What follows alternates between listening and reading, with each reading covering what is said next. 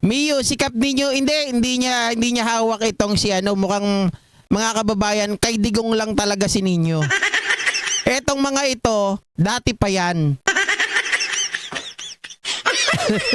Ano yung line 3? Di ko alam yan ha. Mary Rose Andres Gakutan. Sa pagkukwento na lang, yang Kati halatang nagsisinungaling. Leonila Tamura, shoutout po. Okay, pag-usapan naman natin yung next entry nitong si Kati Bunag, mga kababayan. O Kati Binag, Kati Makati. Pag-usapan naman po natin yung sinasabi niya ngayon na, oy, wag kayo ha. Dahil nga po sa video ni Maharlika, mga kababayan, nahuli po, napag-alaman at nabunyag ang tunay na rason kung bakit ito lumabas. At bakit nag-ingay itong si Kati Binag. Nako mga Pilipino, tandaan nyo to. Ginagago lang talaga kayo ng mga taong ito. Pinasasakay kayo, pero sa huli, hindi pala kayo ang pinagtatanggol nito. Hindi pala para sa inyo ang ginagawa nila. Bakit mo naman nasabi, GP? Mga kababayan, tingnan nyo po at pakinggan ang sinasabi ng babaeng ito.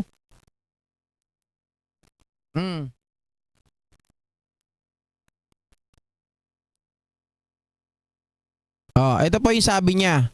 Reason why I am speaking right now, I don't like kasi what's happening with VP Sara. Reason why I am speaking right now, I don't like kasi what's happening with VP Sara.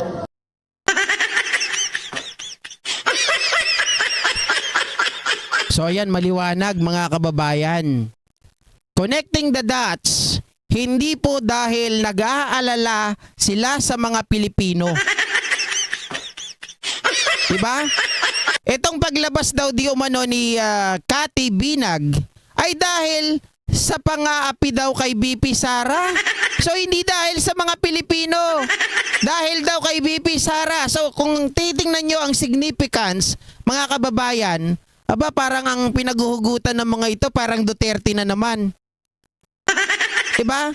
Hindi po mga Pilipino, hindi kayo tunay na mahal ng mga taong ito. Dahil si BP Sara daw ang dahilan kaya sila lumabas. Nakita nyo yung dahilan, di ba? Yung dahilan ni Maharlika dahil mga kababayan, inaapi ang mga Duterte. Sabi ng mga DDS vloggers, inaapi ang mga Duterte. Dahil sinasabi ng ibang mga tao, followers nila, na mga Duterte daw ay pinagkakaitan ng administrasyong ito. At kung ano-ano pa. At hindi po pagmamahal sa mga Pilipino. Bakit? Bakit ko nasabi, hindi talaga kayo mahal? Biruin nyo itong si Maharlika. Mga kababayan, inuto kayo, pinaglabas kayo, pinag-share ng peking pulboronic video. Tapos sila umatras, sila umiwas.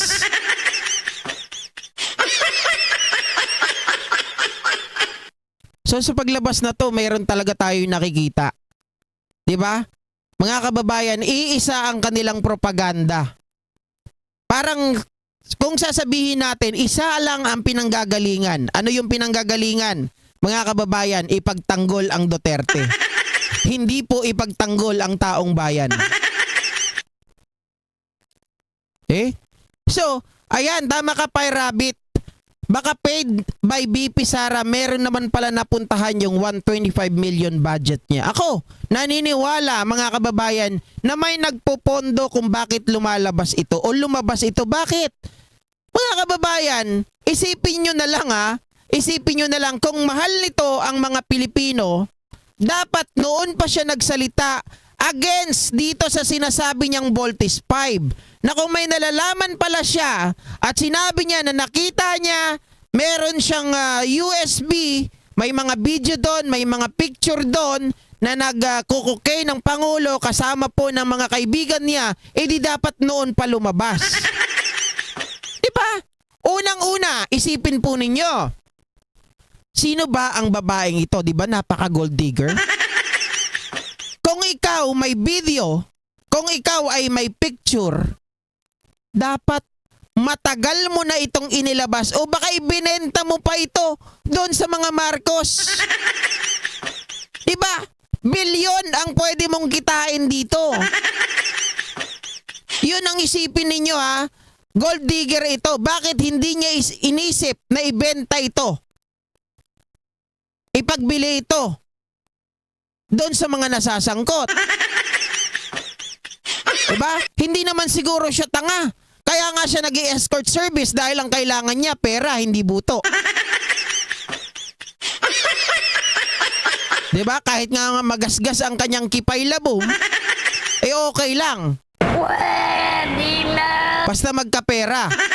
Ito pa kaya, instant billionaire na sana siya. Kung ipapakita niya yung USB na to, ibigay dun sa mga sinasabi niyang Voltes 5, bakit di niya ginawa? Tapos ngayon, lalabas siya sa media, sa SOCMED, at sasabihin po niya na ang dahilan ng kanyang paglabas dahil hindi na siya makatiis sa ginagawa kay BP Sara. Sir Arnel Tan, shoutout po. Ma'am Lori Mamawag, tapos ngayon, ngayon lang lumabas ang isa pang lukaret. Kaya tayo po ay magtataka. Kung titingnan nating maigi, malayo na doon sa gustong mangyari nitong babaeng to. Kaya nga siya nagpapagasgas ng kanyang kipay labom eh. Dahil sa pera. At kung totoo ito, di dapat noon pa niya inilabas.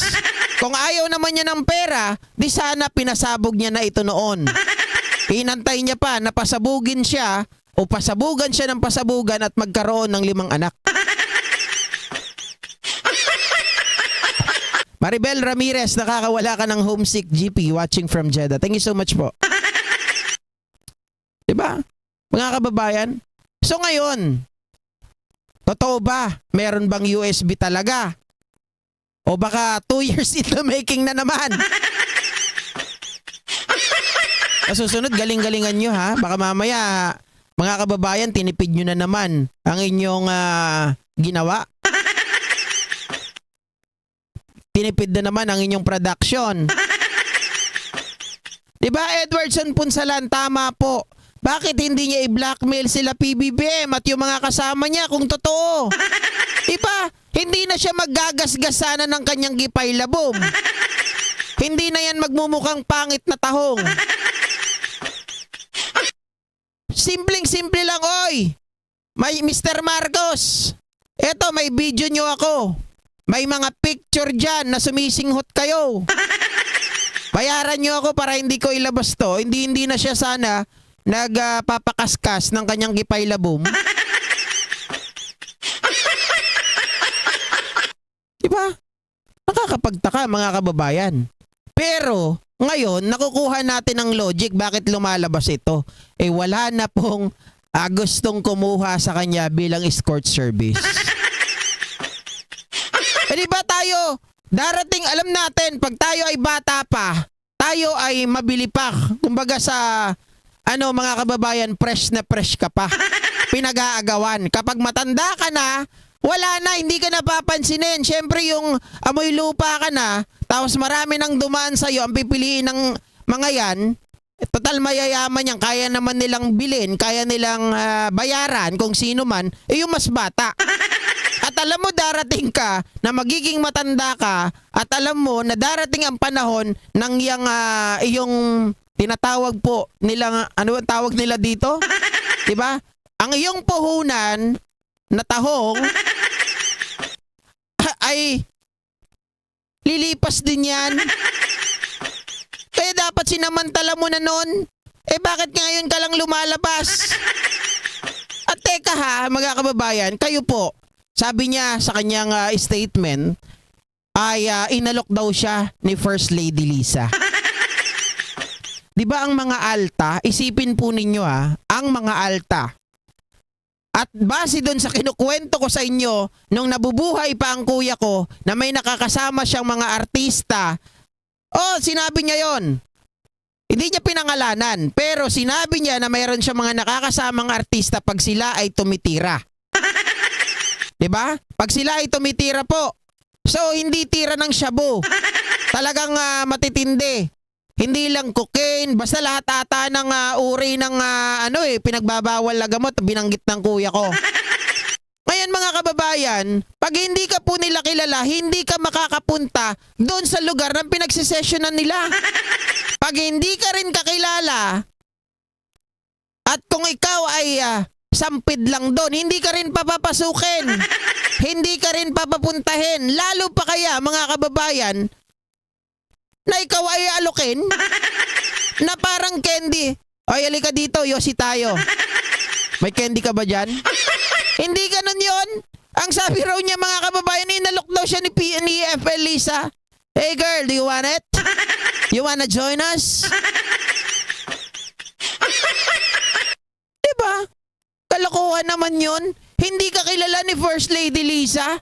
Eh mga kababayan, isipin nyo nga tayo. Na makakasalamuhan natin yung mga tao na yan kahit hindi pa ng presidente, kahit hindi pa yan sila nasa Malacanang. Pag nakita mo yan, hindi ka nga papansinin yan eh. Tapos ikaw, pag nakita ka, come on, you wanna join us? Come and join us. Diba? Try it. Sino ka? Eh baka doon pa lang sa gwardiya di ka napapasukin eh. Kahit kasama mo pa si Tony Boy Florendo na sinasabi mo, mga kababayan, tapos hindi ka naman kilala, palagay mo papapasukin ka doon sa kwarto na nagsisession sila?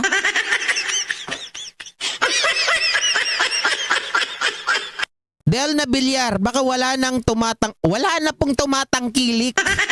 Eh kahit ako mga kababayan, bilyonaryo ako, hindi ko yan papatusin.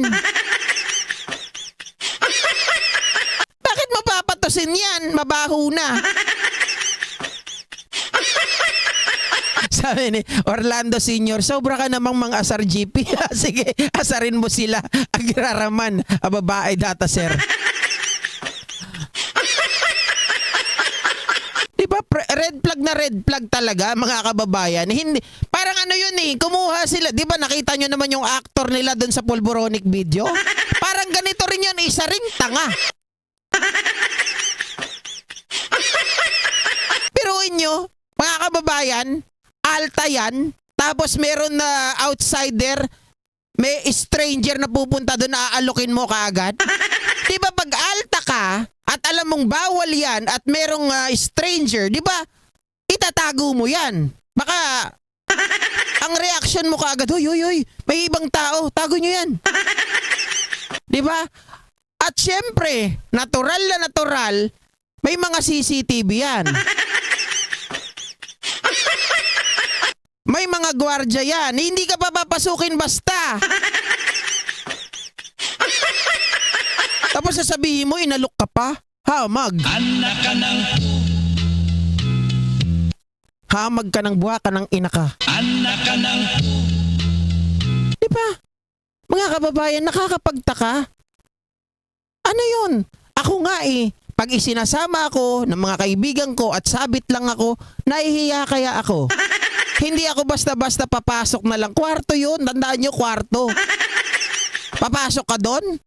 Aba, syempre yung mga tao doon aware na sila ay masama yung ginagawa nila. Kung ide-debunk natin yung sinasabi niya, eh malabo talaga.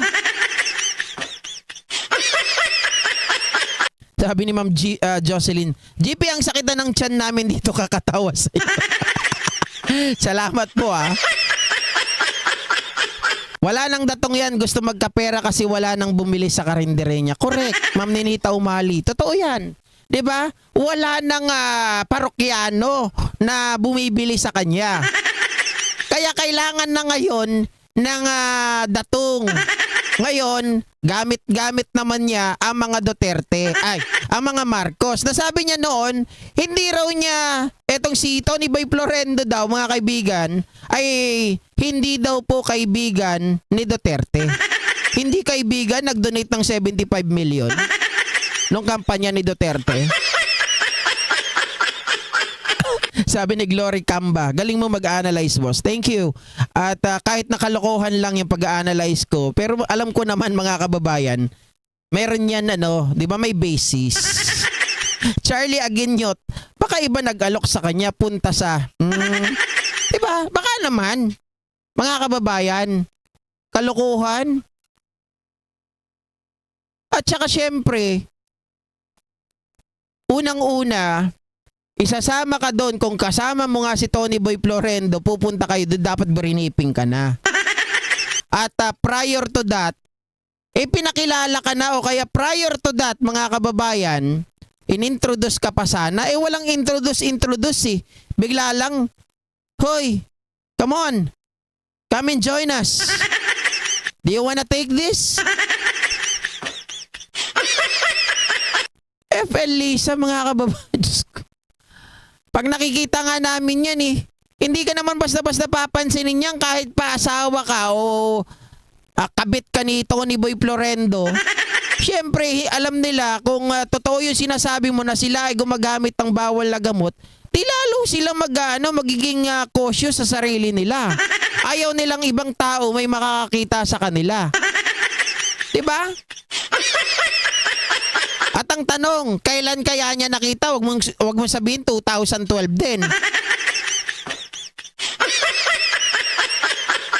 Diba? Rodel Duhig, pang bobo. Ganyan ang mga DDS, puro bobo. Roy Madag, saklap. Si Bakla Kurap. At Etherlyn Malabanan, good evening, watching from Anchorage, Alaska. Thank you so much for watching. At Del Nabiliar, panay tawa na naman ako, mamaya uutot ang kasunod. Okay lang kung utot. Wag lang yung gusto mong umutot pero iba ang lumabas. Gusto kong umutot pero etos lumabas. Pero hindi talaga si Harry Roque talaga ang trip ko dito Gustong gusto ko talaga tong kay Harry Roque mga kababayan. Talagang pantanggal ko ng stress to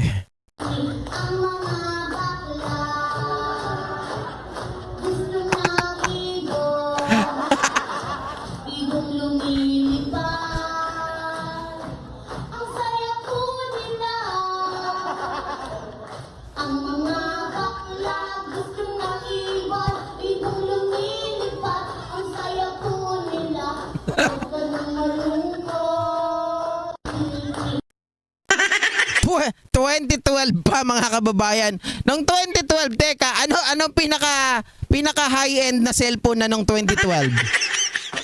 iPhone 7. iPhone 7, di ba? Tama ba ako? Hindi ko sigurado pero mga kababayan, for sure hindi pa yan yung kagandahan na cellphone. Kung 2012 yan, di ba? Yari na naman itong mga to Marcus Youth, 2012 lahat ng events para sunod-sunod sa script. Sunny Don Tolentino, baka dakkel GP isungan na trauma. Baka hamang nga napagbigyan kayo mo. Kaya't nagamin nga gatasan. Siyempre, amin kaya't na dadakkel nga tao. 'Di ba? Gusto niya kasi lahat malalaking tao. Tapos hindi siguro napagbigyan. Lolo, shoutout Rodel Duhig, ang bobo po ng reason ng babae, hindi po ako didish. Kaya nga po, alam ko naman yon Rodel Duhig, ikaw talaga. Edwardson Punsalan, nagpapapansin, di naman siya pansinin, huwag ka naman stress. Rebelina Roland, gustong gusto ko ang tao mo kabsat GP, nakakawala ng pagod. Kayo inaabangan nyo lang yung tawa ko, baka mamaya maging ringtone nyo na yan. Di ba? Arcelis Vlog, shoutout Cora Vidal, good evening. At Edwardson Punsalan, Barney na Barney, talaga si Roque. At putek, ito 2012 pa pala yan. Bakit di kinasuhan si PBBM dati? Eto pa nga ang matindi dyan. Kung 2012 pa yan, mga kababayan, does it affect? Meron pa ba yan na magiging bilang? Let's say let's give them the benefit of the doubt. Sabihin na lang natin na totoo yung sinasabi nila. 'Di ba? Unang-una, ang tao ba walang pagkakataong magbago? Pangalawa, mga kababayan, isipin po natin na si PBBM ay nag-donate ng isang parte ng kanyang o isang ano 'yon? Yung ano niya, nakalimutan ko tuloy yung termino. Ng kidney sa kanyang tatay nung maliit pa. Mga kababayan, kung si PBBM po ay nagdodroga, nagko-cocaine, tingin nyo buhay pa yan? Diba? Ang isa lang po ang kidney ay napaka-prone po niyan sa sakit. Tinamaan nga si PBBM ng ng COVID ilang beses. Tingin nyo buhay pa sana yan? Kung totoo na nagdodroga yan si PBBM, mga tanga ba kayo? Mga DDS, tanga kayo? Hindi nyo naiisip yon? Isipin na lang natin mga kababayan ng panahon na yan. Wala pa pong gamot para magtumubo ang kidney natin. Ano ang sinasabi nila ngayon, GP? Meron silang sinasabi na si PBBM daw ay clone na lang. May sinasabi sila na si PBBM ay hindi na yung tunay na PBBM. Yung pinsan na lang daw ito. Kwento lang yon. Yun ay kwentong kotsero. Diba? Hindi totoo mga kababayan na ang tunay na PBBM ay patay na at pinsan niya lang ang lumulutang ngayon mga ungas. Fire Rabbit, paano pag may edad na at dinonate yung kidney na nun? Hindi bata pa si PBBM nung nag-donate siya ng kidney. So mga kababayan, isipin po natin kapag ikaw ay donor ng kidney, ikaw po ay prone sa sakit. Mabilis kang hawaan, mabilis kang makakuha ng anumang mga sakit at yung katawan mo hindi na ganun kalakas. Tapos magko-coke ka pa?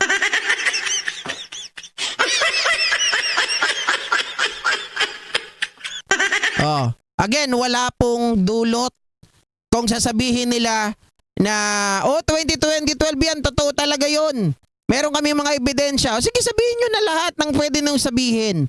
Pero ang tanong, kaya ba niyan ipatanggal si PBBM kung 2012 pa yan? Presidente na siya ngayon. Diba? Paano nyo ngayon mapapatunayan? Laging nasa inyo ang burden of proof.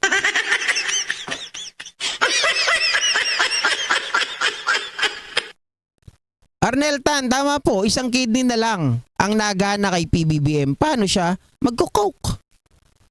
Orlando Senior, dumating Dumteng, tumit lang, tikarmada, dagita, Sir GP. Amo amin ni Apo Diyos dagita. Opo, di ba? Pati boses niya na-clone din ba? Kaboses kaya niya si Apo Lakay. Yan yung nila Yan yung continuation ng kwento nila. Punta kayo sa TikTok, pinagkakalat nila yung edited version na si PBBM daw umamin sa sarili niya na hindi na raw siya yung tunay na PBBM. Samantalang, alam ko yung kwento na yon, na yung interview na yon ay kinukwento niya kung ano yung pinalalabas ng mga tao. Pero doon sa edited version, parang sinasabi niya na siya ay umaamin na hindi na totoo. Diba? Miss Miyu, thank you so much for sharing your blessing.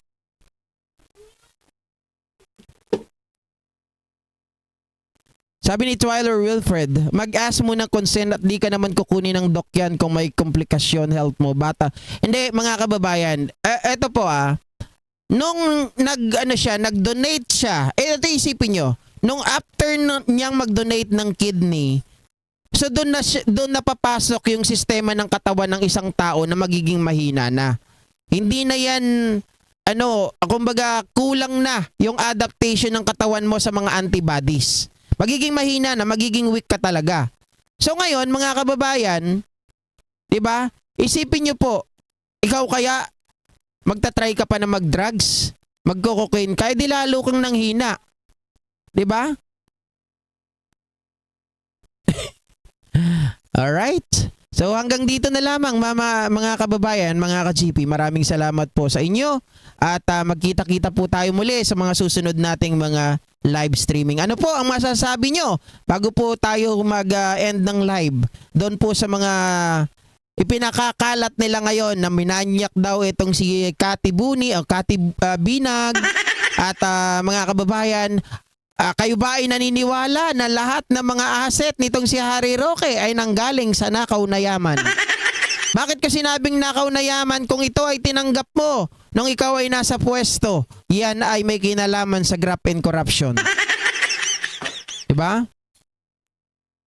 Sir, thank you so much sa mga vloggers just like you kasi pinagtatanggol mo si PBBM but her super ate super tahimik na ipagtanggol si PBBM. Ang tanong, mga kababayan, Marcos ba yun? Baka naman Lacson yun.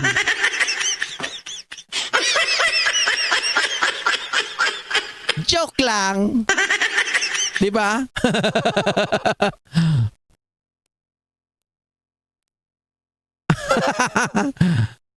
Sabi, Lindo Lumawig. Oops, Sir GP, wag mong banatan si Kati na noong kumate, hindi na, naghanap ng malaking talong. Ayun ngayon lang nagsumbong.